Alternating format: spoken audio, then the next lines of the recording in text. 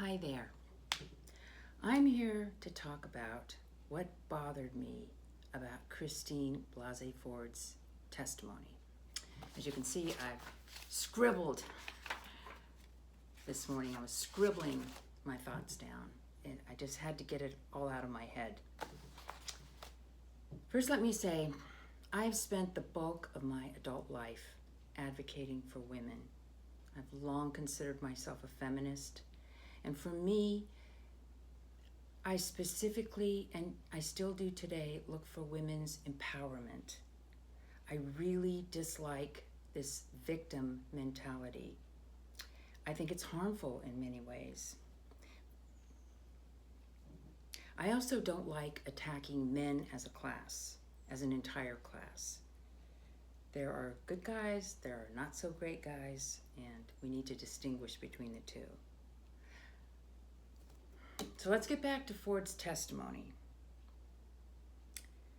When, first let me say, I wanted to see Brett Kavanaugh confirmed. First of all, I thought he had a stellar record. I was very impressed, particularly for his writings on administrative law, which is really a way, I think he can really be helpful on the Supreme Court to rein in this, what they call administrative state, meaning there's just too many regulations. This regulatory bureaucracy has grown and grown, and I think he'll be an important force for reining that in. Having said that, I was very interested in listening to the hearings, and I listened to quite a lot of them, a lot of it. And then I definitely, when the Christine Blasey Ford letter came out and she was going to testify, I definitely wanted to watch that, so I did. When I first saw her with those big glasses and her hair hiding her face and that little girl voice, I was frankly appalled. I mean, she had a case to make, supposedly, and she's a psychologist, I believe, or she teaches. And so she should get up there and make her case, not try to manipulate the audience with all these little girl acts and asking timidly, can I have caffeine? You want coffee? Bring the coffee. But mostly I thought right away, this woman is really messed up. Something's wrong here. And it's not because of one incident when you're 15 years old at a party. Was she abused as a child? Something's not right. She's messed up. There's something else going on here. And then I thought, she's a psychologist? She teaches? What kind of example is she to her students? She's taking an incident that happened to her when she was 15 and she's still traumatized about it today. When I think about all the people with serious PTSD, post-traumatic stress syndrome, and how they're trying to cope with really awful things that have happened to them, how could she possibly help people if she is still today traumatized about an event that happened to her at a party when she was 15 years old?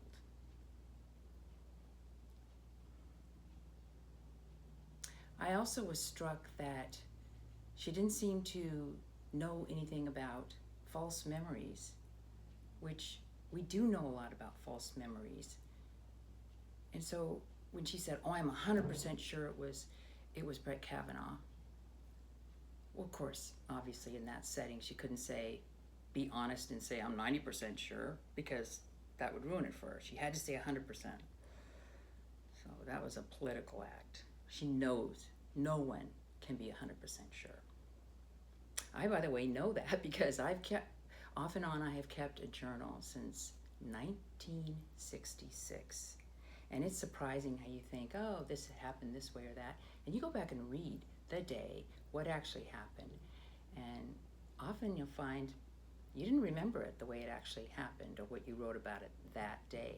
And this is well known in the psychological literature, which I read a lot of. So first, let me say something about Brett Kavanaugh. One of the things I've been very fortunate in my life is that I have an excellent radar about men.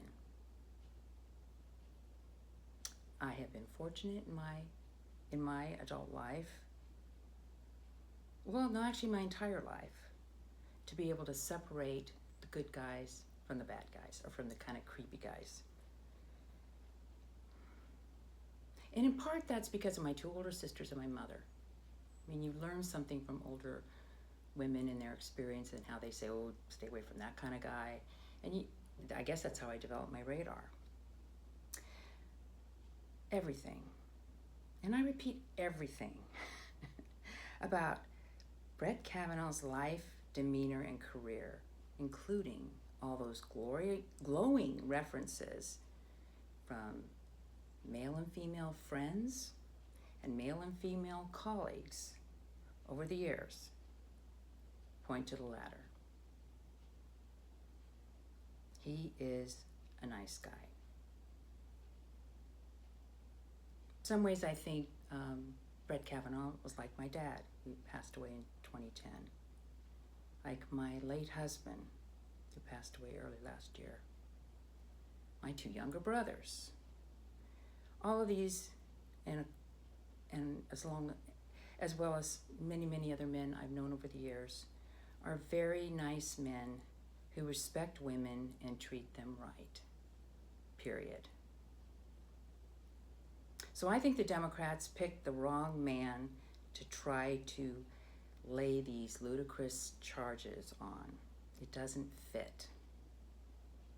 Okay, you can try to do this with President Trump because of his public womanizing in the past. But Trump can take it. I could see that even Trump was offended at these scurrilous attacks on Brett Kavanaugh's behalf. Probably because he could see very clearly that Kavanaugh wasn't that kind of guy. Let me diverge for a moment to speak of Trump. As I watch him doing his job as president, and doing it, in my mind, increasingly well, look at all he's accomplished, despite all the Trump derangement syndrome out there against him. All the people with Trump, what many call Trump derangement syndrome. I think that being president changes you. That he feels responsible for the fate of our country and to all of its citizens. I like to watch him, unfiltered by the mainstream media or any kind of media. Just watch him interact with people, watch him talk, watch what he does. I think it changes him. So he was a little creepy before, all the kind of creepy things he did in terms of women in the past, I don't think he's that way anymore. I think he's gone beyond that. I personally have never had a child, but it's probably the way many people feel when they have a baby for the first time. I've heard so many people say suddenly, you're changed. You have this baby and it's just not about you anymore. You will do anything to protect and help your child. So I think being president is probably a lot like that. Okay, back to Blasey Ford. I read an article really recently, October 7th, by Heather MacDonald. It's in the City Journal. That's the Manhattan Institute, I'm pretty sure. And so I copied it out, you can see. Okay, it's called Trauma and Truth. The feminist movement has shifted the definition of rape to include regret, by Heather MacDonald. That's MacDonald. capital Donald, October 7th, 2018. And basically what she goes through several stories where consensual sex gone wrong gets converted in people's mind, and it's called campus rape. I remember getting into an argument on some panel discussion with a young woman. I say young, she was probably late 30s, from Google, where she said something like, well, some huge number, I don't know, 25%, 50% of women in college campuses will get raped during their time in college. And I'm thinking, I went to college, and part of it was in the 70s, before AIDS, before people calmed down, when their sexual revolution was in full bore. And not that many people got raped. Not that many women got raped. It was a rare thing. So I thought, I challenged her on that. That cannot be true. It simply cannot be true. But now I realize they're calling it something different. I mean, what is rape? Rape is terrible. It's a horrible thing, okay? It's not consensual sex that you later regret or you want to get your revenge on someone. So anyway, I highly recommend this article because it kind of relates. Yeah, it sort of does relate to what I'm going to say next. So, of course, I cannot know what happened to Christine Blasey Ford. I think something happened to her. She's remembering something. But here's one possible alternative story about what I think happened to her. I'm about a decade older than she is, but I do remember those parties in junior high and high school. Sometimes kids would go off to some semi-private spot to make out, which usually meant long, heavy-duty kissing and roving hands, if not more. I consider myself a good girl. My girlfriends and we wouldn't do that. I mean, not that we wouldn't kiss boys, but we wouldn't go off at a party, somebody we just met. That just wouldn't happen. And also we were knowledgeable about dangers, kind of doing something like that. So we didn't do it. And we always stayed with the main crowd. But that kind of stuff did definitely go on. So here's Christine Blasey Ford. Let me ask you some questions. If I could freely have asked her questions, this is what I would have asked. Why would you go upstairs in a strange house, presumably, to use the bathroom? The house would have most certainly had a bathroom downstairs in the main area where many people were.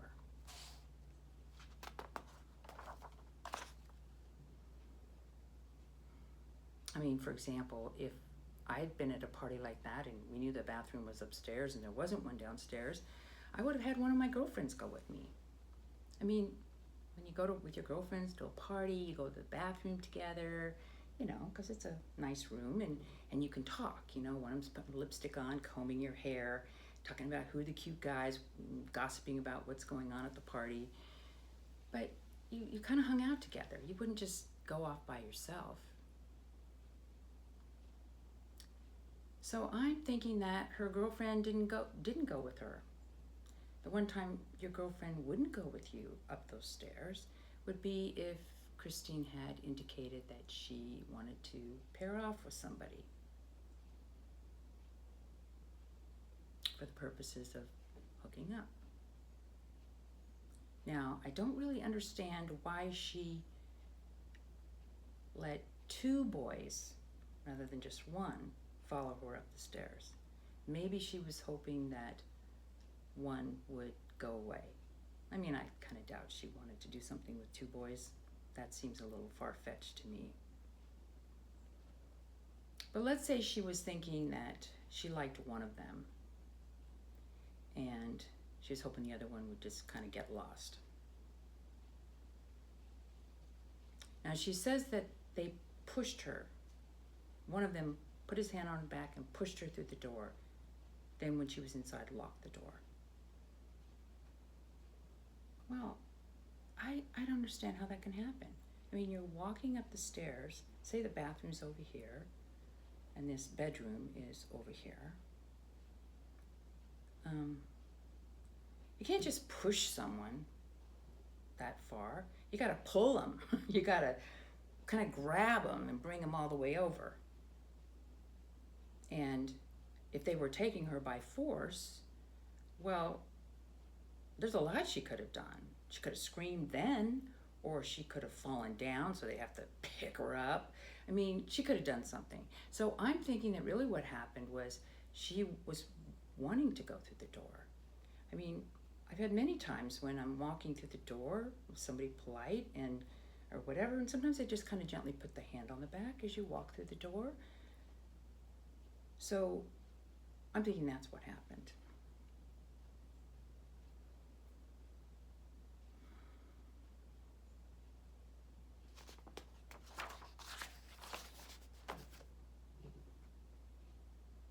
Also, the room had music playing in it.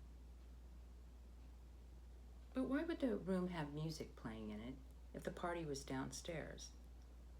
That's just another indication to me that that room was kind of known to be the pairing off room. And if the room is in use, you lock the door.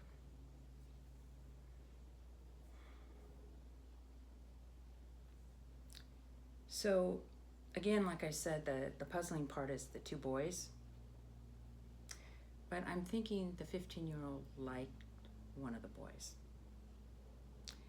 And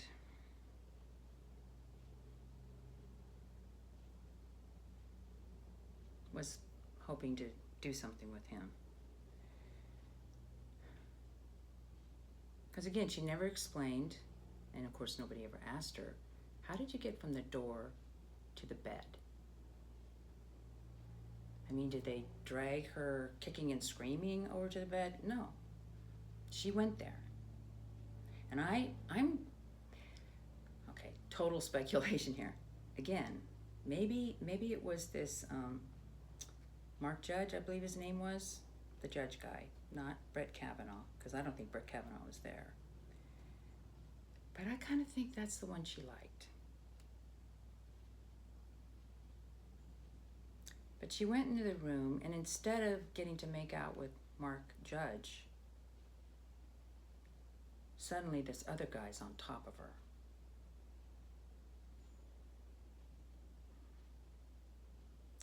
Now, while this was happening, while he was groping her over the clothes, okay, fortunately, none of her clothes came off. There was no penetration. Thank God for that. But she said in her testimony that she made eye contact with the other boy when this was happening, and she was hoping that he would help her. And I'm thinking, she liked this other boy. And it was like, I wanted to be kissing you, not this guy. What the hell happened here? And that must have felt like a crushing blow, because she had to realize at that point that the guy she liked didn't really like her. I mean, not if he's going to allow his friend or whoever that was to be on top of her, kissing her. Okay. So I give her credit for what she did next. She screamed. She had decided she wanted no more part of this, and I say, good for her. It's called fighting back, and I'm all for women and girls doing this. No matter how far along the situation has gotten. If you decide you want it to stop, you have every right to stop, and the boy or man absolutely should respect that. So what happened next? Well, first of all, she just started screaming. That must have stunned the other guy who thought she wanted to do this. And what's kind of your first impulse if somebody just starts screaming and you don't want other people to hear, like, I'm not doing anything, I'm just kissing you or whatever. I thought this was consensual. He put his hand over his mouth. I'm not saying that's the best thing to do, but he put his hand over his mouth. And she claimed that, and obviously he realized, okay, she doesn't want this. And he got off of her. He was no longer on top of her. She claimed it was because the other boy jumped on the bed. I'm thinking, somebody jumping on the bed? Why would that make somebody who's on top of you, pinning you down, doing all kinds of stuff? Why would that make him come off? No, he wanted to get off. He realized that she didn't want to do anything with him. So the whole situation was awkward and embarrassing for all concerned.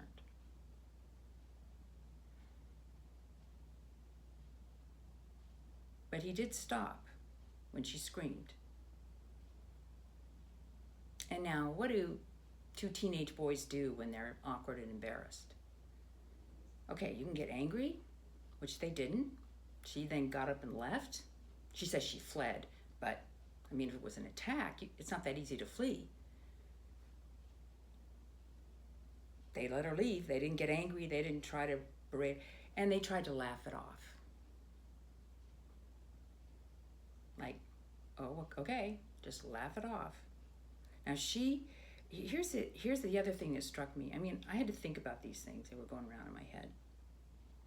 But when I heard her testimony, and one of the Democratic senators asked you, what was the worst part of this? What do you most remember? I expected her to say, based on her previous testimony, that it was the hand over the mouth, because that's kind of scary, isn't it? When you think you can't breathe, that's terrifying. But she didn't say that. She said the worst part for her was the laughter. I thought, the laughter? That's not terror. That's humiliation.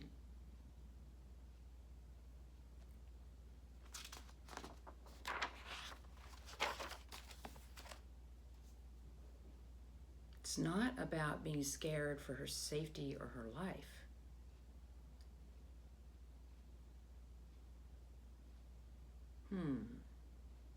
Maybe that explains why she can't remember how she got to the party or got home. I mean, I can't remember exactly how I got to or got home from any specific party I went to in high school.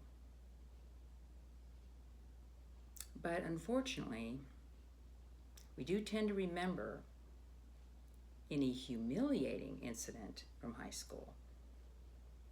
I mean, many people suffer, in retrospect, from thinking about those things.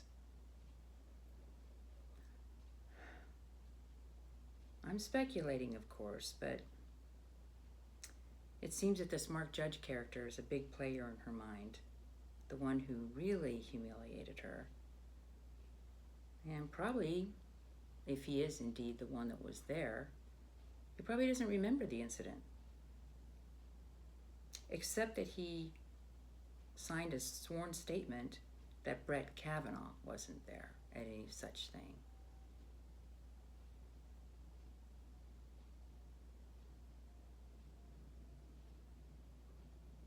Because I think Brett Kavanaugh had a lot of friends. And he probably just knew, no, that's not something Brett Kavanaugh would do. He just wouldn't be there. Enough said.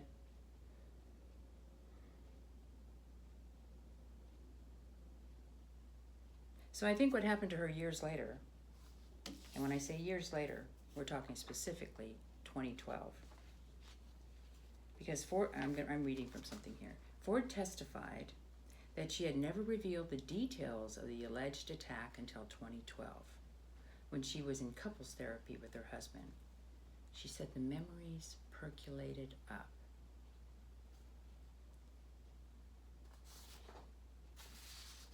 What also happened in 2012 was when her fellow Democrats were worrying about the possibility that Mitt Romney could win the presidency and appoint Judge Kavanaugh to the Supreme Court.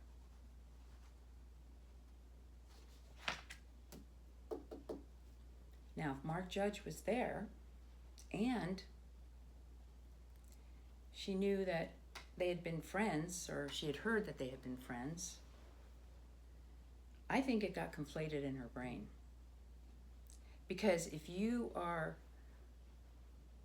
thinking that Brett Kavanaugh was going to hurt women because of Roe v. Wade or something like that. He can become a villain in your head. And there could have been other things operating. Because, he was well known as a prominent and well-respected conservative judge. And in the weird way that these kind of things get mixed up, and again, this looked like a pretty messed up woman to me, he became the villain in her story. So it's possible that she truly believes that he did this to her.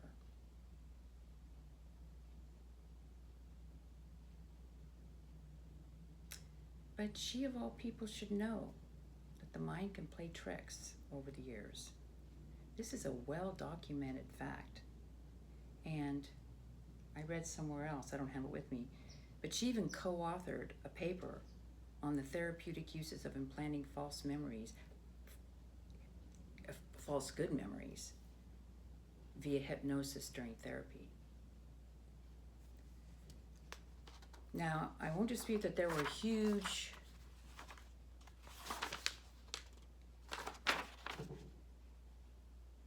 inconsistencies in her testimony that were oh so gently brought out by the female questioner, Mitchell, I think was her name, hired by the Republicans. The Republican senators were so nice and respectful to Ford. They didn't want a repeat of the Anita Hill, Clarence Thomas hearings. I understand politically why they needed to do this, but I gotta tell you, for me, it was frustrating. And perhaps I think it was frustrating to other people to continually hear unchallenged assertions about her credible testimony, which I personally did not find credible at all. So that's why, a couple days later, watching on TV, President Trump at a rally, when he gently mocked the inability of Ford to answer simple questions. Well, it felt like a relief to me to hear that. Finally, someone's stating the obvious. Someone is pointing out the huge elephant in the room.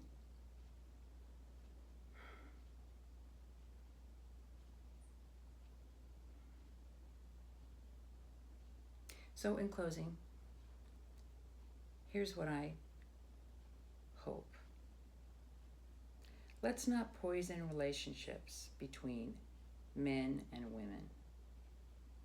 Let's not assume that every time someone accuses someone, it's automatically true. Especially when it's years and years ago and memories get distorted. Let's save the term sexual assault for those very real incidents when women are truly harmed. Like Harvey Weinstein. Creep to the max. That is reams away from awkward, consensual sexual encounters that don't go so well.